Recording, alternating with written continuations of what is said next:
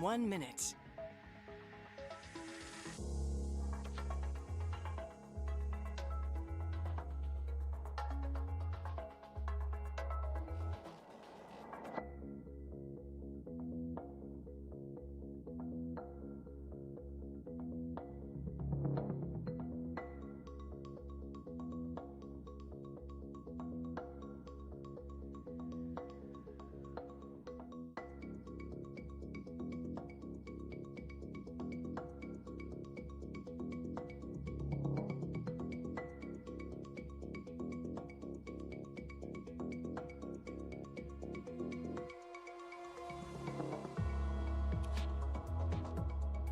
The Editor-in-Chief is live in 10, 9, 8, 7, 6, 5, 4, 3, 2, 1. Okay, welcome to the program. September the 3rd, you're with the Editor-in-Chief live with Esther's Oil, your multi-ingredient omega-3 healthy aging supplement backed by thousands of satisfied customers. Get the benefits of 6 supplements in 1 capsule to support joint, heart and brain health. Take as directed, read the label. About Health, Auckland. Good morning, folks. I'm Duncan, Garner. Welcome to the program. Great to have you company today. Leave a message on YouTube or TikTok. All the details are there, of course. Today, interest rates fall and the housing market reacts immediately. Brad Olsen will join us to tell us what is going on with housing and what's going on in the market there. And Rory Birkbeck is safe surfer and is keeping your kids safe online. The nasties of the internet. Sure, technology is wonderful, but Rory will explain how it can go bad and why were researchers able to access porn at an Auckland primary school when all the apparent internet safety blocks are put in place. What's going on? What's happening? What's going on there? It's news time now. Here's MediaWorks Deputy News Editor. It is Grace Cocker. A very good morning. News of massive improvements to the roading network is music to the ears of freight drivers. Billions of dollars is being poured into new projects. Transporting NZ's Dom Kalassi says there'll be a trickle-down effect. It increases resilience to the network. It means that better, more productive vehicles can operate, so get goods to the customers in a more cost-efficient way. Discussions on who will succeed Kingi Tuheitia will begin later today. He is currently lying in state at Turanga Waiwai Marae. Crews are continuing to battle a large blaze in a forestry block near Waipara in Canterbury. High winds were expected overnight, making firefighting efforts difficult. Britain's become the first major ally of Israel to partially suspend arms sales to the country. Foreign Secretary David Lammy is worried the weapons are being used to violate humanitarian law. Important components which go into military aircraft, including fighter aircraft, helicopters and drones, as well as items which facilitate ground targeting. Meanwhile, Israel's PM is refusing to back down from his insistence that troops remain in the southern end of the Gaza Strip. It's one of the main sticking points in reaching a deal with Hamas. Even US President Joe Biden appears to have had enough, saying he doesn't believe Benjamin Netanyahu's doing enough to free the hostages. To sport, where the South African rugby unions apologised to New Zealand over disrupting the haka, music and fireworks played, as well as a flyover by a plane during the traditional challenge at Ellis Park. All Blacks forwards coach Jason Ryans accepted the apology. You know, the South African players themselves, you know, they stood there and respected it as they always do. It's probably the officials the ones that need the upcut, so if they've made the apology, that's fine. And New Zealand's William Steadman has missed the podium by just 2 centimetres at the Paris Paralympics. The Kiwi T36 long jumper finishing 4th with a best effort of 5.74 metres. Steadman won silver in Tokyo 3 years ago, jumping 10 centimetres less than today's mark. That's news and sport. Thanks, Grace. What a reaction from the All Black assistant coach. No, it's so good. An so uppercut. Good. So good. It basically said, with the officials, it'd be smacked. Yeah. Hey, you know something's missing in here? Did we pay our bills for the plants? Oh, no, the big one. Did we have 2 big ones? We did. They were real? They were leased plants. Were they actually real? Yeah, they're real. Yeah, they were dying, but they're leased and now they're gone. Because I know you've got this one here that you stole from your mum's. Yes, mum's toilet. But the big trees have gone. We haven't. Have we paid the? Oh no, there is another one that is dead. Whose is that one? That's not ours. We're That's in a bit not of trouble then. Yeah, that's from Obviously, the edge. we're not green thumbs over here. No, did we pay our bill? I think we didn't pay our bill. Duncan, Garner, live. Yeah, so mortgage interest rates have dropped last month for the first time in 4 years. Quite a big deal. And now new data from realestate.co.nz indicates that the market is already responding in a big way. In the 14 days or 2 weeks immediately following the OCR announcement, there was a noticeable uptick in buyer activity compared to the 2 weeks prior. So residential listings of properties saved and properties inquired about all rose. It's a confidence thing, folks, isn't it? Brad Olsen from Infometrics joins us now. Brad, what's the data telling us? Well, you're right. I mean, you do see that little bit more energy that seems to be coming back into the market. I mean, let's not overplay it, Duncan. I don't think that the housing market is on, a massive tear at the moment. But that shift in interest rates, certainly the shift in tone around interest rates, means that there's probably a few more people that are keen to have a look. And I think what that also represents is probably a bit more of a buyer group out there who maybe they haven't been able to get a mortgage more recently because of those high rates. Now that they can see interest rates coming down, now that they think maybe, give it a month or so and they can go into the bank and have a better conversation, they're starting to cast around again. They're starting to have a look and go, what properties are out there? What, do I need to make my budget look like? How am I going to maybe get into the housing market? So you're right, there does seem to be a little bit more energy that's coming into New Zealand's housing market after, things have been in the doldrums for a while.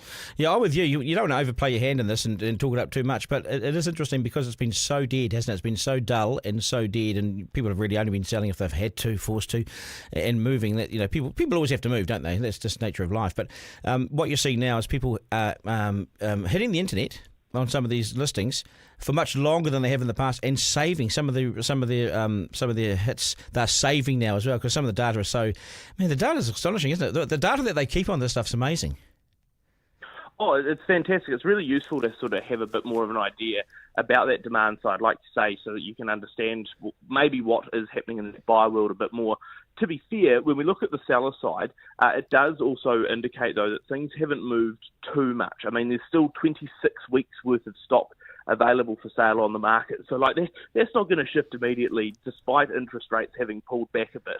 If we look at the number of properties available for sale, they've still actually been going up on a seasonally adjusted basis all of 2024. So, at the moment, there are 30% more houses available for sale than there were this time last year. So all of those increases are coming through. I think what it is you've got this combination of, in terms of listings numbers coming on, they're only now 8% higher than a year ago.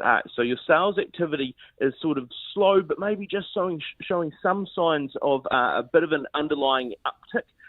But if you look at asking prices as well, realestate.co.nz reporting that those asking prices down 3.4% over the last year. So I'm not going to say there's bargains out there, but again, if you can sort of make your numbers work, if you can get that mortgage from the bank, then there probably is a bit more wheeling and dealing to be done in the housing market. I think also what we're seeing here, Brad, is an official. The official time has come that the bottom of the market has hit, right? So with interest rates now going the other way, I suppose it signals to the market, and really quite openly and obviously, that okay, that's the line in the sand there. Now it's just going to go on a downward trend. I don't know how fast it'll be, how aggressive it'll be, because they'll be a bit wary.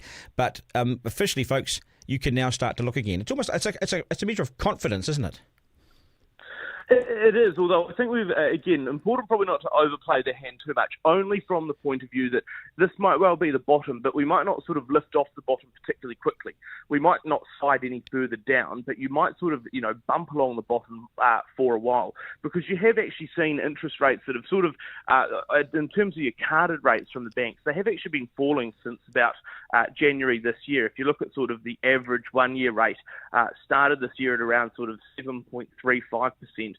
End of August, it was at 6.5. So that's nearly a whole basis point-ish that's come off, about 85 basis points, so nearly a whole percentage point rather.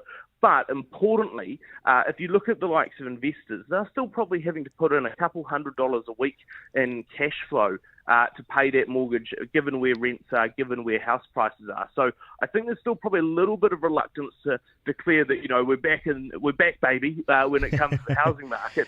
But, yeah, you're right. I think we're starting to see a bit of a tune change when it comes to the housing market, that's for sure. And I also think there's a lot of this is seasonal as well. So you've got the weather becoming better. You've got the weekends are getting warmer. There's more light in the day. I know these are sort of feel-good factors, but I saw just anecdotally in the weekend on Sunday around open homes that people were actually turning up to open homes. Now, that's a start, isn't it?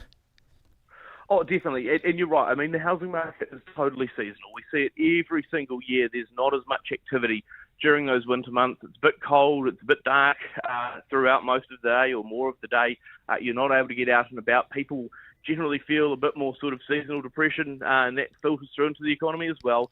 But then, like you say, you get into those summer months. I think particularly after sort of Labour weekend, people are really in that sort of summer or more summer mood. That will likely unlock a bit more.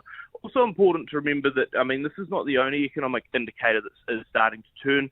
Last week we had business confidence at its highest in a decade. So, I think there's a little bit, again, of that undercurrent of change. I don't think it's necessarily declaring the economy is in a great spot, but more like you say, that turning point seems to be here or close by. That economic, I'll just finish on this, that business confidence that you mentioned, the business confidence that has gone a bit higher, that looks a bit better. Where's that coming from? Because all I hear from businesses is sort of misery and, the downturn and recession and can't spend. And where's the confidence coming from? I genuinely think it's from people going, surely it can't get any worse than this, and therefore next year's got to be a lot better. But you're right. The sort of indicators of current economic activity are things suck. Whereas that sort of view is that, again, interest rates are now coming down, and the writing seemingly being on the wall for that already. I think that's encouraging a few more people that, look, that whole survive till 25 mantra is looking a lot more true. It's still not clear what point in 2025 things are going to, burst back on scene. But again, just that bit of a sentiment shift, I think, reflects that people are looking to the future and going, actually, I can see something in it. Yeah. Hey, good on you, Brad. Always good to have a chat, mate. I appreciate your time. I know you're busy. Thank you. Okay, cheers, mate. Duncan Garner, live. Yeah, 0800 863 293. Are you back in the housing market? Is it a buyer's market? Oh, it is a buyer's market still, isn't it? Prices have come back. You could hardly call New Zealand affordable. Nightcaps is affordable. Looked at a place there recently, 100 grand for an old historic cottage. 100 grand in nightcaps, but what else would you do in nightcaps? 0800 863 293 is the number. See the Celebrity Treasure Island, the new trailer that's out? Have you seen the trailer that's come out? 3.5 minutes of... Yeah, have a gaze at it. Have a look. You can have a look at it when you can. Might talk about it a bit later on. Let's do some questions. 3 questions from the Editor-in-Chief. 1. At number 1, the Treasury boss calls for big changes to the New Zealand economy, so who will make it happen? Treasury's outgoing boss, Carolee McLeish, says the economy needs major reform and has called for a capital gains tax and changes to the age of entitlement for New Zealand superannuation if we're able to afford it into the future. Both of these policies have been attempted by Labour and National, and both have failed miserably. Labour tried 3 times to jumpstart a capital gains tax, but the party couldn't agree with it. And likewise with National, John Key said no to moving the age of super, and Bill English tried to put it up. If parties themselves can't agree, then what hope is there of the country coming to some kind of consensus? Both policies are now almost taboo, that they can't be touched and they can't be changed. What are we going to do about that? 2. And number 2 today, does Auckland need an iconic stadium at the waterfront? Some say it's too controversial to have something so big sit on the waterfront, but I say let's stop the debate and build. Auckland needs a mass attraction on its waterfront, otherwise it's a sprawling port and an America's Cup village that no one goes to. It's sitting idle. I say build it. Sydney's got the Opera House and that was controversial, but now it's part of the landscape. We have to get over the inertia. Build it. The people will come at some stage. Just build it. 3. Number 3, but the noise from the concerts, forget it. Have as many concerts at the new stadium as you like, and that's the problem with Eden Park. It's limited to 6 concerts a year. Like a teenager who's been grounded, it means that we miss out on some of the biggest names in the business. I would go this far. If you live in the CBD, you no longer have any right to complain about the noise. You live there, your choice, so you can go and suck it up, I reckon. Duncan Garner, live. Yeah, exactly. What do you reckon about that? You're clapping, Isaac. You're clapping about the noise. You live in the CBD. Deal with it, right? I can't hear you, boss. It's wacky on you. Yeah. Give it a go. Hello. I also was kind of just laughing at the fact you said suck it. I thought that was kind of funny. Yeah, well, why not? Just suck it up. Yeah, you live by a stadium, to be fair. Most people chose to move in next door. I know. Yeah. Were they snobs? Yeah. Oh, okay, right. Let's start. What's going on with the internet? What's going on with the internet and our kids? The world's greatest babysitter doesn't always provide the best results, does it? And not everything that we think we're blocking is actually blocked. How does some of the porn slip through the blockers and end up in front of our kids? When you put in place all this stuff. Rory Birkbeck is safe surfer, and he knows the problem big time. In recent days, internet researchers in Auckland Primary School came across porn despite there being plenty of spent on systems to block it. So how do we get this right, and how do we know what's going on? Rory joins us now. G'day, nice to have you on the program. Yeah, good morning, Duncan. Great to be back. Yeah, excellent to see you again. Hey, what's going on? How do we do this properly? Yeah, so my role at Safe Surfer is CEO and co-founder, and our mission is really to protect young people through technology education and advocacy. And so my work this morning is just to really in that advocacy space. I think last time we talked, about the technology that we've developed and all that cool stuff. But I think the issue here is specifically to do with YouTube and content moderation. Yes. And so we've drafted a letter to YouTube specifically just outlining some concerns with YouTube Shorts, which we'll talk about. But I guess just to kind of go back to your point, I think that in terms of what happened, look, there's been a problem that's been presented, and I think it's kind of been turned against the ministry. And really, this is about a piece of advocacy for YouTube and for content moderation. Okay, so and take us back. So what's the issue? So what's the issue with YouTube Shorts? I see this all the time at home with kids and YouTube Shorts. Yeah. What's the issue? Yeah, so look, I went into schools about a year ago, and I asked students, a couple of questions. I said, what are the harms on the internet? And what's something your parent or teacher doesn't know about social media? And they all said YouTube Shorts. And I was like, okay, what's YouTube Shorts? So we went away, and it turns out that it's this TikTok style social media that's actually built inside of YouTube. So, they rolled it out. I think it's getting something like 30 billion daily views, or it was when we reviewed it. And then we started to do some internal research on it, and we just realized that the same content moderation wasn't being applied to YouTube Shorts. And so obviously YouTube Shorts is this really fast, reel-based action, which is shortening attention spans. It's disrupting sleep patterns. It's doing all these things to our kids. And then there's problems with the content as well. So I think it's one of those problems like what we saw with the live stream attack in Christchurch, where the technology was rolled out and the safety features were considered afterwards. And so the same thing kind of happened with YouTube Shorts. And so we've been following along with YouTube Shorts, and we thought the content moderation that improved it. But, I found that forum recently of YouTube families where 2,000 other parents have raised this issue. And so what we're saying is that there should be a really easy way to disable YouTube Shorts. Because if you think about every school, if you think about every family, YouTube Shorts is embedded in YouTube, and we know YouTube's great for all the educational material, all the stuff that kids need. But at the same time, there's almost like this social media TikTok platform kind of built in there. I've seen this, and so how can we not just be able to just turn it off? And then for us as as kind of techies, we want to be able to actually do it from a network layer. So we want to apply it to the whole school. You have to do something, so because I've seen that. I've seen it with my own 14-year-old, but also mates around him. They've found this, right? They found this ability to Shorts is there, and it just pops up, and they can't get off it. These guys are addicted to this thing. It just flicks and flicks and flicks, and they're looking for new material. The material pops up, and we don't know what there is. If there's no filter on it, they're being exposed, we're being exposed, and there is no blockage. So I wholeheartedly support what you're doing. But will we be successful? Because it's such a wild west, isn't it? And is it in YouTube's interest to be blocking it? I mean, they don't have any intent to do that, do they? Oh, look, I think, we've convinced the Brave browser to lock their safe search, as network admins for filtering companies. And so I think this is definitely something that, we want to see Google lead the way on. I think they do a lot in the child safety space, and we really do want to see them lead the way with providing what is really a simple technical solution. Like if you think about it, it's just removing a button. And so, I think it makes a lot of sense. Rory, what's it doing to our kids? This, I reckon it's absolutely scrubbing their concentration levels and their ability to be in the moment and to be patient and everything. But this scrolling stuff, right? There's, everything's short. So the attention's short. They go to the classroom, it's short. They can't listen to the teacher. I reckon something's going on.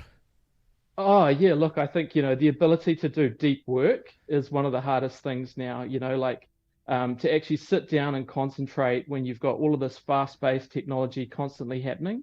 I think it's huge. But, just the content, and we know kind of the algorithms, and the self-harm and all of that kind of content still can kind of come up in those algorithms. And so I think there is a lot of concern there, which is why, it would be great to see something happen here. What do you recommend? Just a final question, because I know a family involved in this, so they're in the self-harm issue. What is your advice to families if their kids are watching this stuff all the time and that they do go to self-harm? What do you say that they should do, that family should do? Where do they reach out to? Because it's really serious. Oh, it's hugely serious. Look, and I think that there is, there's really good counselling agencies around this stuff, and even just families. And we talk about, having the conversations as families, and particularly kind of knowing what your kids are looking at before it gets too far. So I think a lot of it is, how do we look at more of the kind of the prevention, because it gets really hard when it gets to the ambulance at the bottom of the cliff. And then you've got mental health intervention and all that type of stuff. And so I think for me, it's really looking at that prevention. So how do we provide technology that, to start off with at the moment, like with our KidSafe smartphone, it's only approved channels. So parents are approving the channels. There's no YouTube shorts.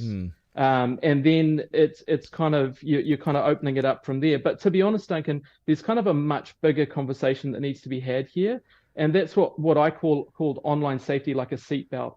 So it's the idea that we still, with online harm, are not in the same sense that we are in the real world. Yep. Like in the real world, we take things really seriously. In the online world, we still aren't looking, like if you take a seatbelt, you put the seatbelt on, everything has gone into that seatbelt to make it completely safe. And so, I think that there is a lot that needs to be done in terms of the checking and the testing of filters, kind of like a warrant of fitness almost, to make sure everything is kind of ready for service before that young person gets a hold of it. Yeah, I like what you're saying. Yeah, I like it. The due diligence is done properly, because right now we have no bloody idea. Yeah, that's right. And if you look at all of the really successful campaigns where we have actually made gains on, there is a lot of work to be done across the whole field. And so I think that's what we really need to focus on here, is about how do we actually really lift the game online, because like I heard of a grooming incident in the weekend, and it was just absolutely horrific, and so it's just about, rather than looking at safety, it's looking at, that's the worst case scenario. How do we protect our young people from that? And what is every single step we can possibly do to make sure it doesn't get to that? Yeah, I wonder what will this is a hard one to answer, but I wonder in 50 years' time, when everybody looks back at this time in our lives, because it's just so much disruption in our life. There's so much going on with AI and technology and phones and content. The content's incredible. I wonder what we are going to become of ourselves. I wonder what today's 10-year-olds and 5-year-olds are going to be when they're, I wonder what impact it's going to have on how social they are as beings and what their futures are. What we're going to look like. It's such a hard question to answer. It is. Look, I'm sort of more of a positive outlook. So I just look at it as, this is a way that they're going to build resilience. And where ultimately, I believe that young people are going to solve these challenges. We've got a lot of really incredible young people that work with us, and sort of millennials. And to be honest, they're the ones that are solving these issues. Yeah, and in many ways they're actually quite a conservative. I think there's a whole bunch of new young conservative, caring, thoughtful New Zealanders. I look back to us in the 80s and things, and we were just wild, And I actually have quite a lot of faith in the current crop, to be honest. Yeah, absolutely. Me too. Good on you, mate. Always appreciate your time on the program. Thank you so much. All right, cheers, Duncan. Okay, cheers. Take care. Bye. Duncan Garner, live. We will shortly. We're going to do that, Isaac, are we? It's the Brains Trust. I call them the Brains Trust. I'll do my slam dunk, and then we're going to play the Celebrity Treasure Island, because I'm in it. If you're unaware of this, I'm in it. I'm part of Celebrity Treasure Island 2024. Okay, so we'll play the new trailer that's come out. Someone said I'm crying in it. It's okay for men to cry. It is 100%. Yeah, it is, but it's just We'll wait and see. We're going to react to it live. And this is like, we'll probably figure out what your character is going to be on this entire show. You guys, have you seen it yet? No, I haven't seen it. No, but someone told me it's out, so that's why I said it. Okay, so we'll watch it at the very end. Holy shivers! I'll do a slam dunk, and then we'll do it. Tell your friends, join the program right now on YouTube and TikTok. Join your friends. We're your friends. Okay, slam dunk. It's the Slam Dunk. Right, so if anything, in the death of the Māori king, Tuheitia, is a reminder of how powerful the kingitanga actually is. The movement is to Māori, and for those who live comfortably in their Pākehā world and pay no attention to it, it really is something quite powerful and quite remarkable.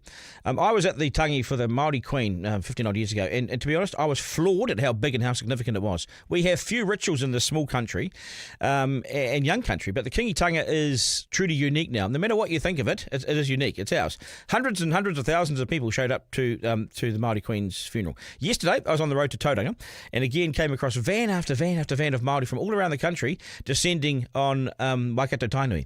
It truly means something to Māori, and King Tuheitia's message of unity should not be forgotten. It's indeed his legacy, I reckon, and it's why we should turn our backs on these efforts to rip us apart. Don Brash and his pathetic Hobson's choice push.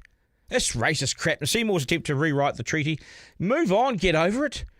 It's all in the name of causing division. I'm frankly bored, tired and sick of this race debate in New Zealand. Get over it. We don't need it. It gets us nowhere, and it's a few deluded hacks who stir the pot. Ultimately, where does it get us? Move on.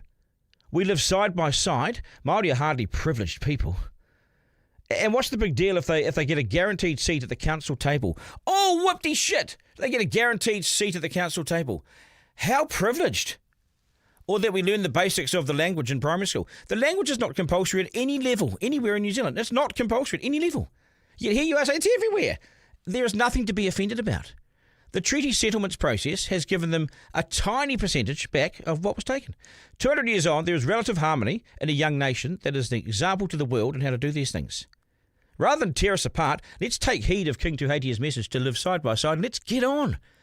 Chris Luxon's allowed division into this debate by giving Seymour the chance to debate the treaty, knowing he won't let it past the select committee stage. So Luxon knows it's going nowhere, so what's the point at all? Ultimately, it's a giant waste of time and only serves to stir things up. And that, in this country, helps absolutely no one. Duncan Garner, live. Right. Oh dear, what are we doing? Are we really? Yes, we are indeed. We have the... Oh, go. Okay, go. Bang, here it is. We got sound? Can you hear it? No. Oh. We can hear it.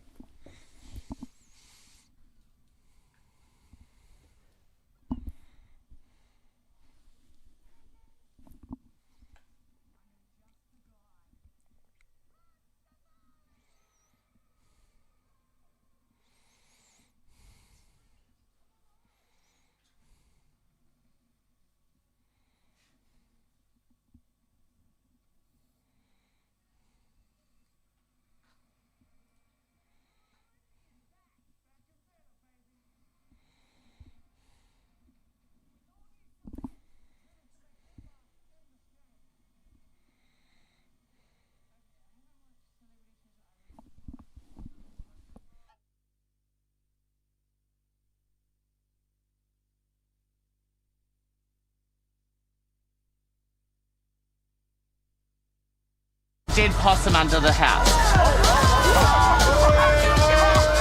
You're not allowed to contractually do that. Just having the time of my life. But wait, there's more. This is starting to feel like Harry Potter. My princess. The fate of two souls and the lost fortune remains legend.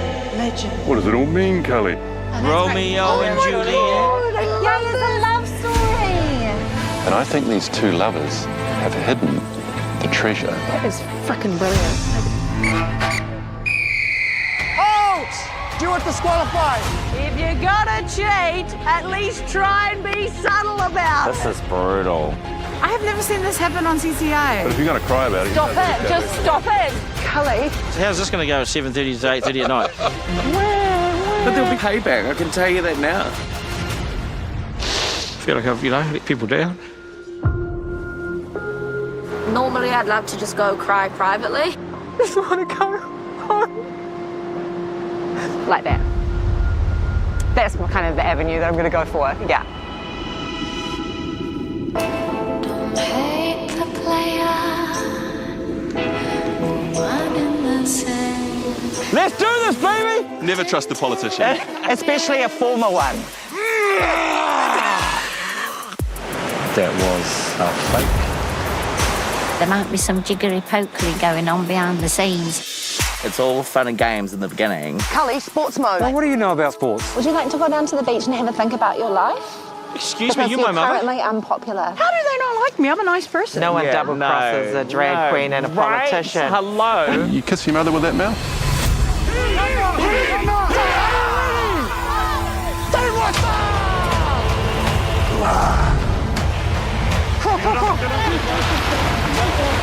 Come on, Nosey! This is what I'm here for. She shoots! Yes. You guys, listen to me. Oh, no! We're coming for you. Medic! She feels like her shoulders are going to break.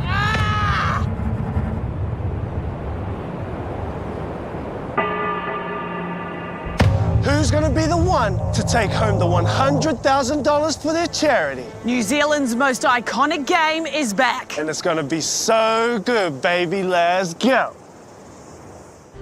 Celebrity Treasure Island starts Monday, September 9th on 2 and TVNZ+. What do you guys make of that? I thought that was very cool. Yeah. And very, welcome very back to this whoa, US whoa, Open. whoa, whoa, whoa. That's a Grammarly ad. We can't play that. Yeah. Freeze. Freeze. Yeah. I'd watch it. Cool. I'd watch it too. Yeah. I think you came across as very genuine there. And I reckon you're in there probably the most out of anybody. No, I don't. Do you reckon? No. I reckon. I don't think you I will. reckon you're in there. I think you're in the most positively out of anyone. I think some people got... I'm being attacked there. I see you're not my mother. Yeah. I think other people got more attacked than you, though. Do you not? Oh, yeah. Do you not think? Well, I know what went on, don't I? Yeah. So that's true. I was there. Forrester, much feedback today? Yes. I don't have it up right now. I've got Absolutely. I've got YouTube comments. Yep. Let's have a wee look. First of all, lots of support about Celebrity Treasure Island. Lots of people telling us we didn't have sound at the start, which we fixed. So thank you for your patience on that. Sorry, what was it? We didn't have sound at the start of it, but we fixed it. That's okay. When it's it got to the good stuff, we had it. So yeah. What else have we got? Plenty of stuff about safe use of the internet. Hang on, I saw some good ones here. It's a real worry, isn't it? It's a real worry, isn't it? This. I mean, what? Do you have faith? Do you have faith? I actually have faith in young people. Oh, me too. Like I think that it's the kind of thing. If you just stop letting your children use the internet, then they won't develop as much as they should. The kids always found porn. I mean, in our day, it was down the dairy, get a magazine in a plastic bag. Yeah, exactly. Well, apparently. Well. Not that I would know. I wasn't around during Don't that. look But like that, Zarina. just like lots of people say that they've seen heaps of horrible stuff pop up on their shorts. Yeah, there is. Doom scrolling is terrible. Dave says that he keeps his phone the other side of the room so he doesn't wake up and look at his phone. Don't believe him. I don't believe him. I find with YouTube, I often, TikTok you keep scrolling, but on YouTube I find I want to go there for longer form content. Yeah. And I actually find it really frustrating that it has short form I'm with content because I try and look for a long video and then I go and I click on the short ones by accident and I get lost and I'm like, well, I might as well go use TikTok then. No, but the thing is, once you get lost on that short form, you stay there, don't you? Keep looking. Yeah, well, it hard. keeps you there. That's the trick. It's hard to break the cycle of I'll just watch one more. Maybe you're a young soul in an old body or something, Forrester. Because I'm looking for longer stuff too, not for older stuff. MB says, how about just watch your kids online and check what they're watching if you don't trust them? Well, how are you going to sit there 12 hours a day? Yeah, that's what people are on it. People are on it for hours. Have you done your check on how long you're on it for? But that's the thing is right. Like what he's saying is the platform isn't necessarily bad. You want your kids on YouTube because you can learn stuff. YouTube Kids, there's all this stuff. But, as soon as you add in that addictive element of the YouTube Shorts and you have no control over it, yeah, certainly. That's what they want. It's about. So what are your hours for a week, Isaac? I'm trying to find here. Yesterday I was on for 3 hours and 43 minutes. Which is actually pretty good. Yeah, that's only 28 hours a week. My daily 28 hours a week. That's still a lot of time, but mine ranges between 3 hours 40 minutes and 11 hours and 1 minute. Jeez. 11 hours. What was that for? Well, I work on my phone a lot, so I'm checking emails and doing whatever. Yeah, you're working on it. Yeah, good stuff, All right. Right, that's us, folks. Thanks for tuning in to Duncan, Garner, Editor-in-Chief Live with Lester's Oil, the premium New Zealand-made fish oil supplement backed by a study. Support joint, heart and brain health. Use the code Duncan for 10% off. Abouthealth.co.nz. Take us direct and read the label About Health Auckland. You can call them right now, 0800 999 309, and with that number, you ring right now, say Duncan, and you get 10% off immediately, and it's good for your joint, heart health. You'll live longer. That is us. This will be available as a podcast on Rover shortly, and wherever you get your podcasts. Thanks for all your feedback and support. I'm Duncan at rover.nz. You can always get hold of me. To my team, Isaac, Forrester, Serena, thank you so much. Best team in the business. We'll do this again tomorrow. Remember, life's no dress rehearsal. There is no curtain raiser. This is it. We live in one of the best places on earth, so get out there and enjoy it. Have a great day, folks. Take care, and thanks for watching. Ta-da. That was Duncan Garner, Editor-in-Chief Live. Missed something on the live stream? Text Duncan to 3598 to listen back on the podcast. Want to get in touch? Call 0800 863 293.